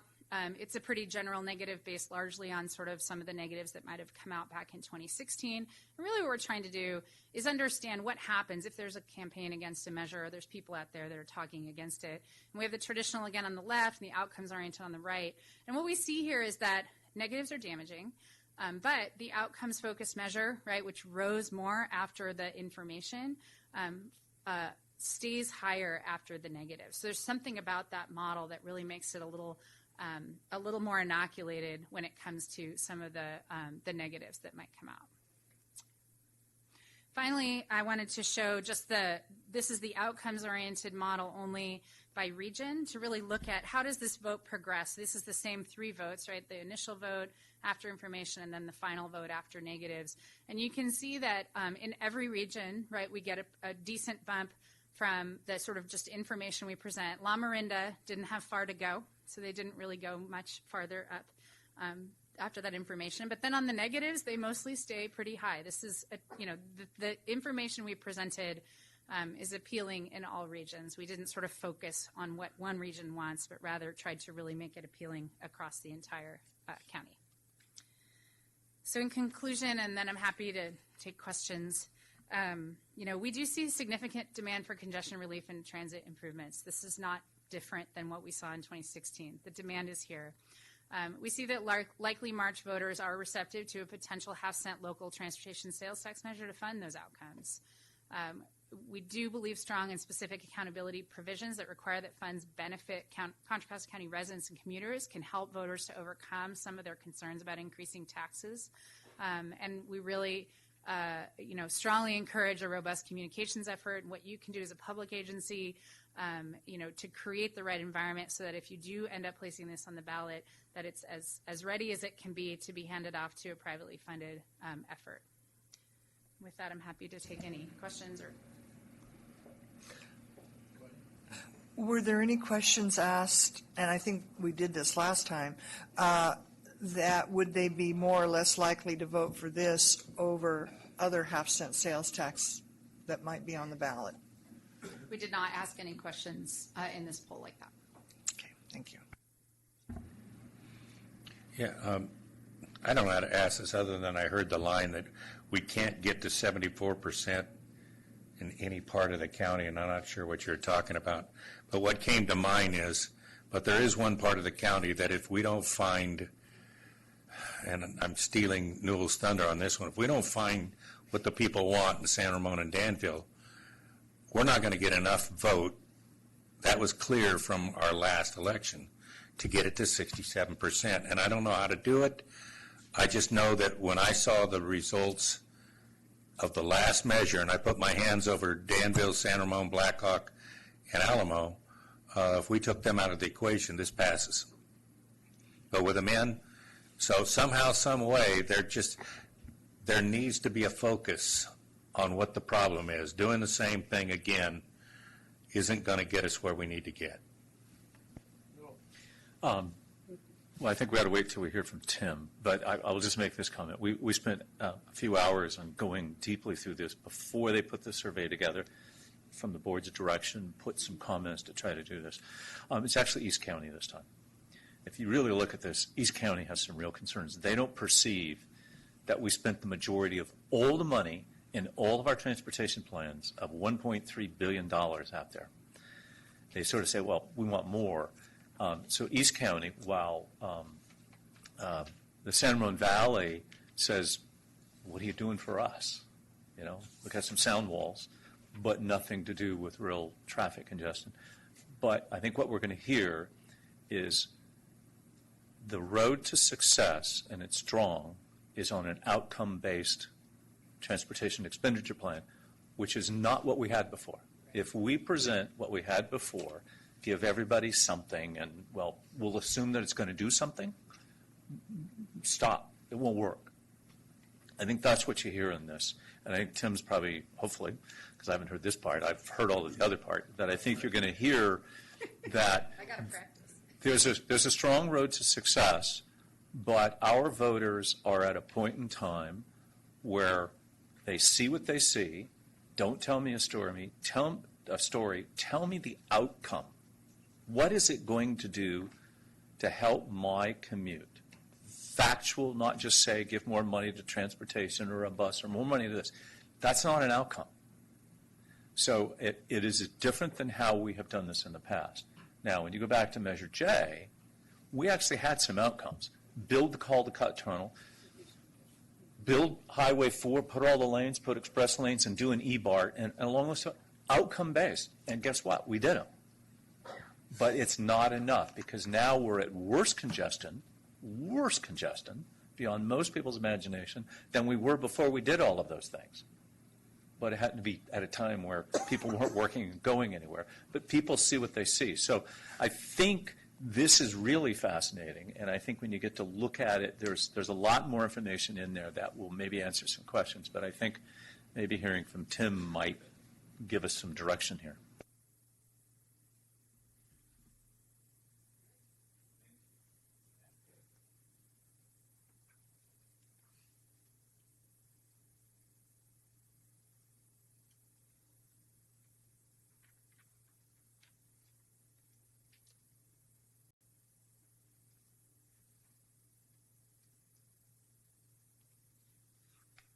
Okay, so going to further this conversation with really the process of how we're going to potentially develop a new transportation expenditure plan. And so really, the expenditure plan really needs to rely on guiding principles and benefits of future mobility, as well as a framework of goals. And so in your packet, there is attached guiding principles, benefits, and we're really, if we go to proceed forward on developing a new TEP, this document is really going to be relied on to really understand, what are going to be the goals or the outcomes to really frame a TEP around. And so, in really taking what we just heard from the public opinion research and using that input and then the guiding principles and input from the board on what are going to be the 5 or 6 things that we really reorganize or restructure. What we're going to be proposing is revising the 2016 TEP. And so the other part of the guiding principles is really help guiding us through the regional and stakeholder and public input as we continue through this TEP development process. And so some of the goals that you see in the guiding principles, and I wish I had it on another screen, is really number one concern from the public is ease traffic congestion. As well as make public transportation and transit more accessible, really optimizing the transportation system, and then improving air quality, creating jobs, generating economic benefit, and then repave local streets, potholes, and synchronize the signals, and really leveraging that technology to really bring innovative ways to really across all of those goals. And these benefits really could measure all of the projects and programs in the TEP, and you'll hear more about it later in the presentation, but one of the aspects of this is really to model a TEP and make sure that we can have some concrete benefits and outcomes that we can present in a TEP. So the roadmap moving forward and developing a transportation expenditure plan, so based on the direction that we received at the last board meeting in April 2019, it's really anticipated that the potential TEP would be placed on the March 2020 ballot. So for the March 2020 ballot, staff estimates that this process would be approximately 6 months, and we would plan on holding special authority board meetings after the regular board meetings and as needed to really achieve this schedule. Initial draft TEP will be presented to the board in June of 2019, and then it would be approved in June to circulate out to the RTPCs, stakeholders, and the public for review and comment. And then in August, we would hold a special meeting to approve a proposed TEP to circulate to the cities for resolutions of support. And then in September, October, we would ask for those resolution support from cities and the county board of supervisors, and then come back to this board in October 30th to approve the TEP to place on a ballot. And then in November, just before Thanksgiving, the board of supervisors, would be considering an ordinance to place a TEP on the March 2020 ballot, and that's all culminating to having the consolidated ballot by December 6th, which is 88 days before March 6th of 2020. If the authority board approves development of a transportation expenditure plan, staff is proposing that we hold a special authority board meeting on June 5th after the PC Planning Committee meeting, and that's where staff would present potential revisions to some of the components of the TEP based on some of the things that you've been hearing. We would also look at stakeholder input, RTPC input, look at some potential new funding sources, SB1, RM3, and take all of this input and really come back to the board and see these are some of the areas that we're going to be proposing revisions to address an outcomes-based TEP. So developing a TEP process is really a significant effort and requires significant level of regional and stakeholder public outreach. And so in your packet, there's an outreach plan, this graphic, that really shows the general flow of information of how we're trying to move forward. Because of our tight timeline, there's going to be a lot of interaction and collaboration both regionally with our stakeholders. And we're proposing, and we'll be talking more of this in June, is proposing public outreach throughout the entire process. For the regional input, authority staff will provide updates on the TEP development and really seek through the regular scheduled meetings. and presentation is on an as-needed basis. So this would be the RTPCs and working with them. And the RTPCs have been holding some special board meetings and TAC meetings, mainly just to listen to how do they want to provide input into this process so we can be able to structure the work plan and the schedule so we can come into having a game plan to develop the TEP. For stakeholder input, the authority will reach out to the key stakeholder groups, and we're not proposing to form a expenditure plan advisory committee. And for public outreach, the authority will use innovative approaches to reach residents and seek input from the public through a variety of methods throughout the entire county. So the proposed budget, I know there's a lot here, and I want to walk through each component of it, but the total budget for developing a new TEP and potential placement on the March 2020 ballot is estimated to be $2.95 million. Anticipated costs include consultants to support the development of the TEP, public outreach, and stakeholder outreach, and estimated fees in the amount of $1.5 million will be paid to the Registrar of Voters and County Clerk Recorders to place a new TEP on the March 2020 ballot, and that was coordinated with the Registrar's Office. And so starting from the top, we basically were trying to leverage a lot of the existing agreements and identified where we need some new agreements. And Convey, we were proposing amending Convey's contract to continue to do or to start doing public outreach as well as prepare a TEP, and then a future agreement with our program project management consultant, which will be bringing it forward in June. We would have a task to help with the technical analysis of the projects in terms of project estimates for each of the projects that would be proposed in a TEP. Kittleson and Associates and PlaceWorks, those two in particular, the $200,000 is a proposed amendment, and that's to do the traffic modeling to really understand the benefits of a proposed TEP, and PlaceWorks would take that raw data and really formulate it into a way that we can all understand. And then we're also thinking about a future agreement to understand the economic benefits and analysis, so this would be how many jobs the TEP might create and how it would generate, improve the economy. And so all of that is $2.95 million. And so part of that, $2.6 million of that will be funded by Measure C reserves, and then $350,000 will be funded through Measure J transportation planning. So, sorry, let me just go back. So the Measure C reserves are actually approximately $3 million total to be able to fund that $2.6 million. So staff is seeking direction from the authority board to proceed with the development of a new TEP and placement on the March 2020 ballot. And then we can take these one at a time when we get there, but the staff seeks authorization for the chair to execute amendment number 3 to agreement number 468 with Convey in the amount of $700,000 for public and stakeholder outreach, as well as preparation of informational material for a new TEP.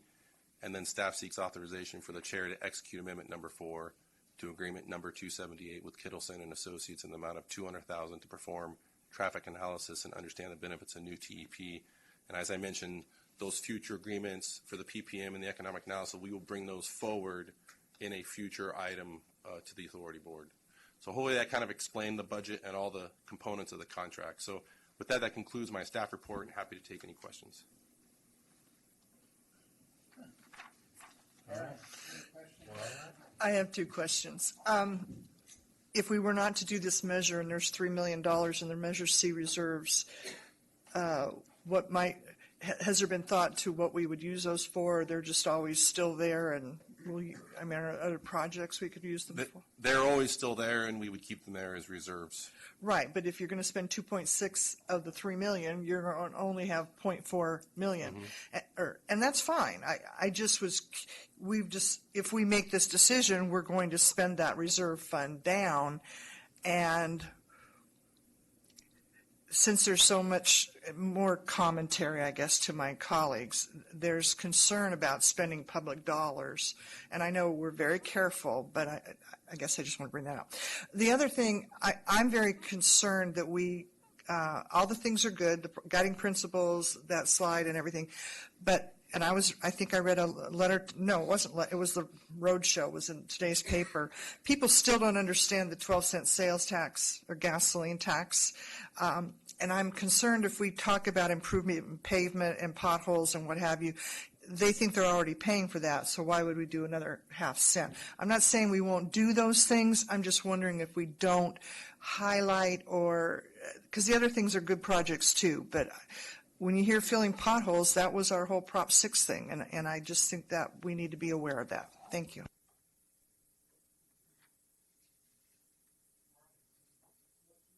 To now, Mala? Got it. We'll go back to Dave Campbell. This is speaker cards. Followed by Juan.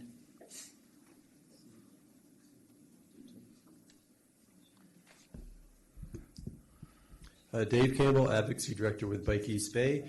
I am here working with many organizations, and I've put a letter on your dais for each of you, given it to staff, have a few other copies for the public, with some of our thoughts and concerns at this point. You'll see the signatures on the back of the cover letter. Myself, Save Mount Diablo, Urban Habitat, Genesis Transform. Greenbelt Alliance is also a signature to this letter. They confirmed that after I printed your copy this afternoon.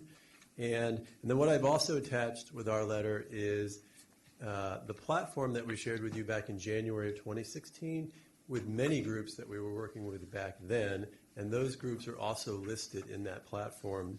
You can see the long list of those groups there. The conversations we are having are growing as the conversations you are having are growing and the conversations your staff having are growing. So we expect our coalition to grow as we move forward.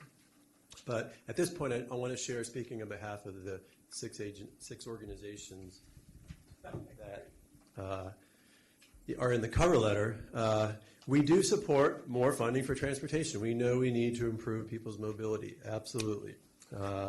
And we also need to strengthen our urban limit line and manage our growth management, two very important principles to us. So you have us on that.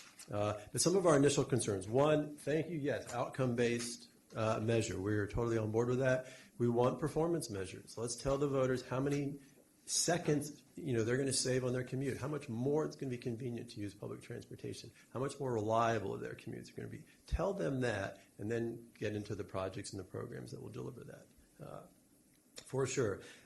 Great that air quality is a guiding principle. We have to commit ourselves to decreasing greenhouse gas emissions and reducing the single occupancy vehicle miles traveled. We have to say that to the public. And I think we have to say that to all our partner organizations who want to get behind this measure. They need to know that you're committed to that. And it's not just your commitment. The whole state is committing to that. In fact, hopefully the whole country one day will be committing to that as well. We have to do that. And that just feeds off of air quality. Next is this measure has to do a better job of addressing the needs of people who are reliant on transit. It has to have a strong equity component. It's absolutely essential. And you heard in the polling results how popular better transit is. So you have the polling for that. But we have to make this a measure that is much more equitable. And again, it's not just a voter approval thing, it's to get the partner organizations behind this measure. So when we hit the campaign trail, we can get from 63.5% above the 2/3. A couple other ideas here is, one, you've got money in the budget for outreach. We're proposing that you spend some of that money to pay some of the organizations to engage in this process. And that is not to pay the organizations listed in this letter. It is to pay organizations who are on the ground every day in Contra Costa County, working with their clients and their constituents to get them around this county for whatever reason. You need to hear from them. These people are transit dependent, and their needs are often different than what you see in the Measure X expenditure plan. Some other ideas here. We're looking forward to meeting with your team on this and looking forward to working with you going forward. Thanks very much. Thank you, sir. Juan.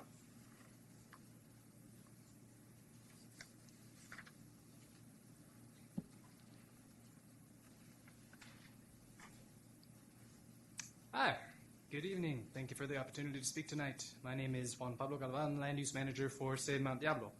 We were involved in official and unofficial stakeholder group processes back in 2015 for Measure X. And that coalition from several years ago developed recommendations and a platform that is part of the letter you guys just received that reflects our vision and transportation policies and priorities. Among other things, the platform called for clear project prioritization, selection criteria, periodic review, and independent oversight. We're very pleased at this engagement process going forward, happy to take part, but we're concerned that given the short time period that this TEP and related policies are being developed, some of the same problems that we've commented on in the past, a couple of years ago, might be included. In light of the ever more dire climate situation that we all know is occurring, we need a transformative, future-oriented, dynamic, centered on greenhouse gas and vehicle miles traveled reductions, and that need has just increased since Measure X failed a couple of years ago. GHG emissions targets of just 3 years ago, they're not adequate anymore and they need to be updated. Previous allocations for complete streets and regional trails need to be increased.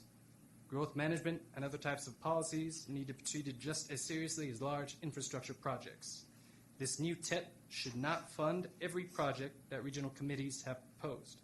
Instead, it should set clear priorities and contain explicit selection criteria to qualify for funding. If this new TEP is substantially similar to Measure X, it may be challenging to consider support or even remain neutral on it. Thank you. Thank you. Marianne? More? And that was my last speaker card.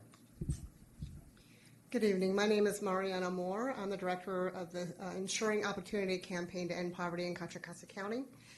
And I'm here today because, of course, transportation and transit and how we fund it and what we prioritize has a huge impact on the community members that we work with who are struggling to make ends meet, who are very worried about their housing, who are very food insecure, who are working 2 jobs and driving for 3 hours to try to support their families.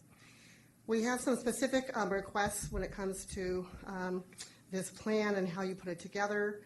There are others here with much more transit expertise, so I'm going to speak to the community side.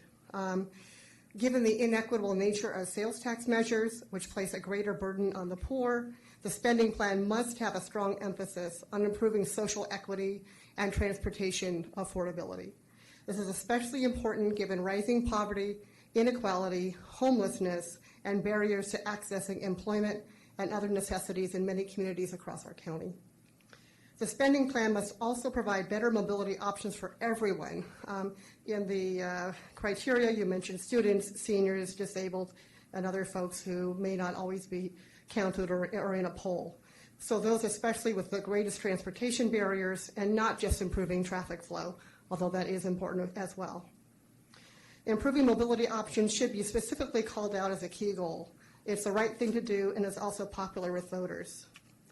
Of the $700,000 proposed to be allocated for outreach, we highly recommend that a portion of this money be allocated to local community-based organizations on the ground in those communities in Contra Costa County to engage in this conversation and provide meaningful input. I think the sort of check-the-box method of a couple focus groups and a couple of meetings is not sufficient. Please don't go in that direction. Your outreach should emphasize identifying the needs and perspectives of communities of concern and disadvantaged and transit-dependent populations, given that polling and focus groups tend to underrepresent these populations.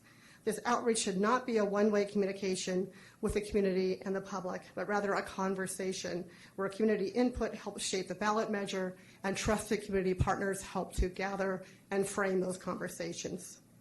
Lastly, in the key deliverables, your process should elevate local stakeholder outreach to the same level as regional input. Stakeholders should have the same seats at the table as regional partners. Thank you. Thank you. Again, I do repeat, that was my last speaker card. Before we proceed further and get in discussion with the board, I've got a statement I'd like to do here. I'm expecting this board will set as a committee of the whole for the development and approval of a DEP so we can discuss everything together. However, as a chair, I'd like to reserve the authority to reconvene the ad hoc committee that provided input on the survey as needed during the TEP development process. All right? You don't need our permission for that here. Well, but we still need to, it's still to let you know. Right, but let's let you know. Thank you. Thank you. And now, Tim, I guess we go on, what, into discussion? That is correct. Discussion, and then we can And do we want to go down each box? Yes, Is we that can how start you- at the top and work our way down. Okay. Box 1.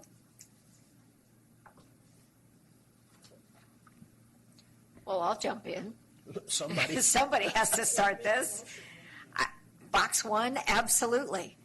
And I think, I said it the last time, I think March is the one we have to target. There's a potload of financial measures going to be on the November ballot. I think we'll get better turnout. I think this is a burning issue right now. We don't know when the economy's going to change. The sooner we get to the ballot, the better. And we just have to work a little harder to make sure we do everything we need to do to be ready for that ballot. But I think that's absolutely the way to go. I do think we need to do the stakeholder outreach. I do want to see a little more of a plan devised by the firm for how we're going to do that. I know Lindsay is brilliant, but she can't do it by herself. And I want to see how that's going to get put together and broken out for the way that the money's going to be spent. I think there have been some really good suggestions about reaching out to some of the local organizations that work with some of the transit dependent and some of those who are challenged for transportation access. And we need to make sure we reach out deeply into the community to do that. But we need a plan for that. And I want to see what that's going to cost and how that timing is going to work. And then, so I'm totally good with that. We've got to have the traffic analysis so that we can speak confidently with the numbers on what we're going to accomplish, because we have to be able to tell them that if we do this, you get that. Because they want accountability, and so we need to be able to predict that. All that said, the other thing I'm going to say that really needs to be on that list too is full engagement. And that means everybody's got to put their hat on to make this part of the education effort. That's staff, that's members on this board have to be out there telling the story, explaining why this is important and why we need this extra half cent to get done what we need to do. And that even with everything else that's been put out there, it's still not enough to accomplish what we have to do to serve our Contra Costa residents. And that we're going to keep all this money here. We tout our successes and all of that, and I'm hoping that staff will have just kind of a quick little road show that we can take around to everybody's Rotary Club or Chamber of Commerce or any other group that wants to get together in groups of 5 or 6 or 10 at somebody's house to talk about this on a grassroots level. If we don't have every one of us involved this time, it won't pass. We all said yes last time, and not everybody did it. And I'm going to challenge every member of this board to get deeply involved and help to spread this message. So that's where I'm coming from, and I hope we can go forward.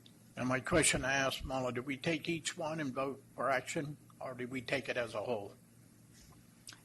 It probably would be best to take the first one first, because if you're not going to do one, unless you're going to do all three affirmatively, you could take it as a whole. But if you're not going to do the first one, then you don't need to take this next two actions. I'll move number 1. I would like to make one other comment. Well, I'm sorry, I think. The reason I asked the question about other ballot measures, and I understand what Julie's saying, but the Board of Supervisors is probably looking at a ballot measure for increasing taxes. I know the City of Concord is probably considering keeping their Measure Q going or even adding to it. So I just think we need to be very cognizant that, because I've already been questioned by some of my board members about what the heck is going on. We've got to do what we've got to do. We do have this on our agenda next Tuesday to talk about, and I will always vote to put something on the ballot and let the voters make the decision. But I just think we all have to be very aware that there will be competing interests, and some of us may not be able to be as involved as others because of their local jurisdictions. It doesn't mean we don't think it's valuable. It's just there's competing interests, folks, and we represent the same constituencies, and we have very critical needs. And one of the things the county is looking at is for fire and public and safety protection. And you know, I'm just putting it out there. Thank you. Newell. Well, I think there's a good point there, but I think what it also reinforces what I think we've learned so far is that outcomes-based.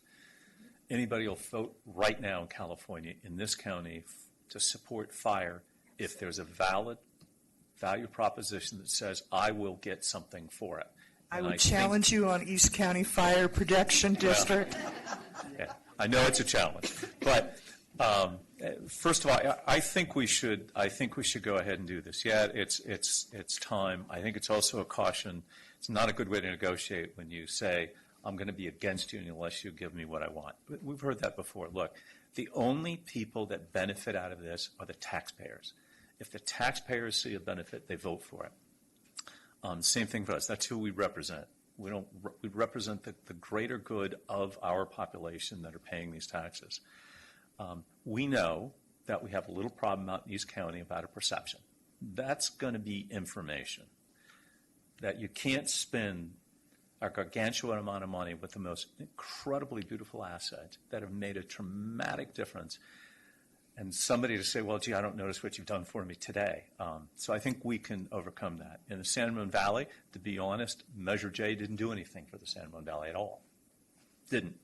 And now we are stuck with as bad a commute as Highway 80 for a lot of different reasons. And there's no parallel San Pablo's, there's no frontage, there's no alternatives. We know we've got to come up with concrete ways to solve that. While it's fast, the time frame, I think it also behooves us to make good decisions, right? We had a lot of time last time and back and forth. Let's be clear about our focus. Let's make sure that we really are outcome-based. And we missed that a little bit. And remember, we should feel a little bad, but an overwhelming majority of the people wanted us to do what we proposed last time.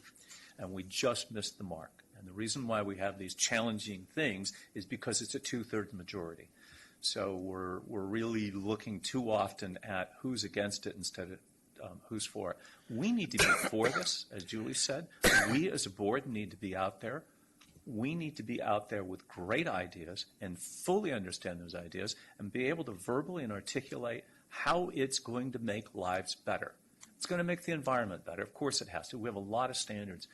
But we got to be clear, not just throwing money at the same old stuff because you get my support if I give you money. We can't do that. If we do, just stop. We're done. The agency will close in 2034. We're 40%, and we'll never do this again. If we want to be transformative, which I think we have demonstrated, and really because of the staff and Randy Iwasaki and the leadership that we have here now, we are transformative. We're on the cusp of doing innovative things that will change lives. It will help the environment. Let's not get in the way of those good ideas coming forward. We need to really staff. I support all three of these ideas. I second your motion. I already have a. Well, okay, well, you third it. Okay, I have a first and a second on box 1. Okay, I'll call for the vote. All in favor? Aye. Opposed? Box 2. I have a first. Second. I have a second. Any more discussion? Call for the vote. All in favor? Aye. Opposed? Box 3. I'll move box 3. I have a first. Second. I have a second. Any discussion? Call for the vote. All in favor? Aye. Opposed? There we go. Good luck. Well, Chair, if we could, we should really pass on some comments to our pollsters. Oh, yeah, They really did. And the calls that we had with them, and I have to tell you, Karen, on your behalf, we twisted their arms, made them stand on their heads to twist in how and ask some tougher questions. But what we have the benefits, and I know this because my mother did it for 30-something years, that you can't just ask a raw question in a poll. Now, that seems intuitive. I could say, well, do you believe in this? If you don't have prior ask of that question in a way to understand its validity of the answer and if they understand, by having EMC, they have really come back with some pretty deep data. And when you get time to look at it, read it to yourselves. It's surprising, and it's good for us to understand what people are thinking about us and what they think about our transportation system, what they think about the environment, and what are the things we can do. But a real big thank you for a very short time, and I think outstanding work. Tom. The real secret to this being a success is figuring out how to infect the rest of the county with the enthusiasm, the confidence, and the optimism of West County. If you can do that, it's a slam dunk. All right, but since that was a shout out, hopefully we understood what that shout out was about. Correspondence and communications, we have them in our packets. Assorted committee reports, packets. Commissioner and staff reports. I have no comments. Commissioners. Executive Director. Commissioner, since we're so late, I just have a couple comments. One is we met with a documentaries team that's looking at innovations in San Francisco, and they're going to run some kind of a show on PBS. And so we met with them. They were interested in our self-driving shared autonomous vehicle, and so Lindsay and I went out to Bishop Ranch today and shot a lot of film talking about why we do what we do and why is it CCTA and not a regional body doing this for the entire region. And so you'll be able to hopefully see a cleaned up version of that documentary pretty soon on PBS. And then lastly, we met with SACOG. SACOG is interested in how they mimic what you all are doing here in our county. And it was interesting. Lucky for me, I knew the chair. I was on a panel with him, an innovation panel down in Pasadena with the chair. He's the mayor of Rancho Cordova. And then the vice chair used to work for Congressman DeSaulnier as a staffer, and he's in Sacramento now. He is the city council member of the city of Davis. But there's 31 board members that are trying to guide SACOG into an innovative type situation. And so it was interesting having a conversation. At first, we were supposed to talk for 10 minutes. We ended up talking for over 25.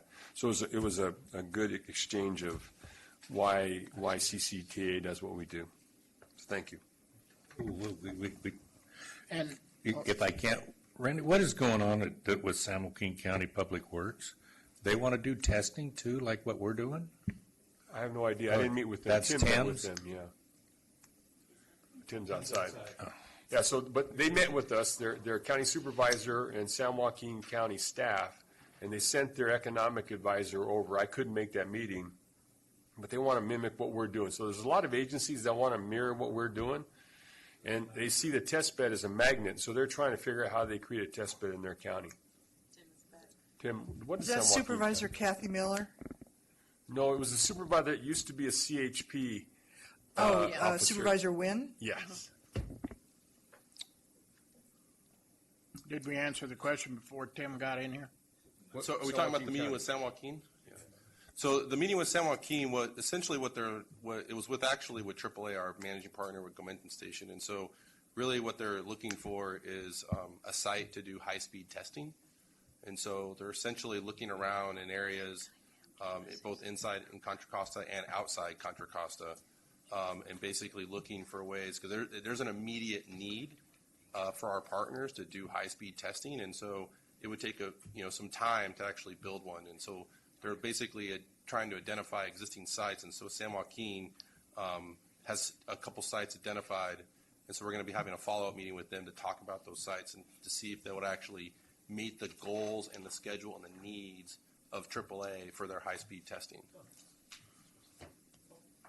So to the director, are you finished? Last point is the Contra Costa named for 2019 the Bike Commuter of the Year. He's actually sitting in the audience somewhere here. John, congratulations.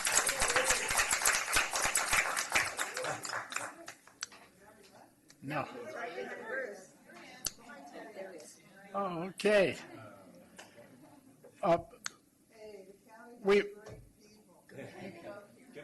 She said no. She said no. Yes, ma'am. Deborah?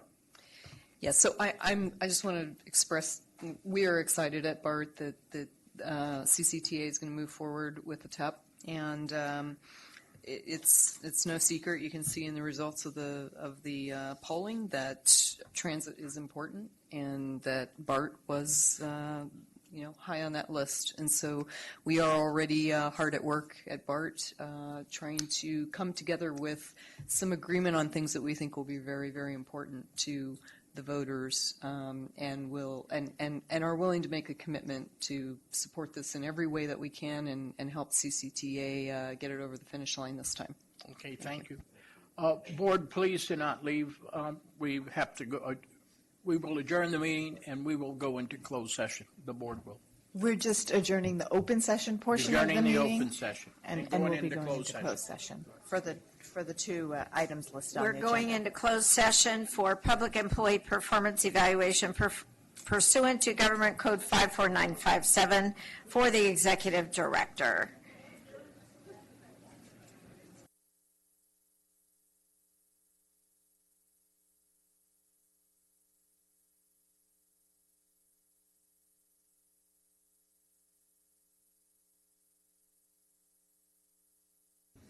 We wanted to report out from closed session. We have no reportable action, and we are adjourned.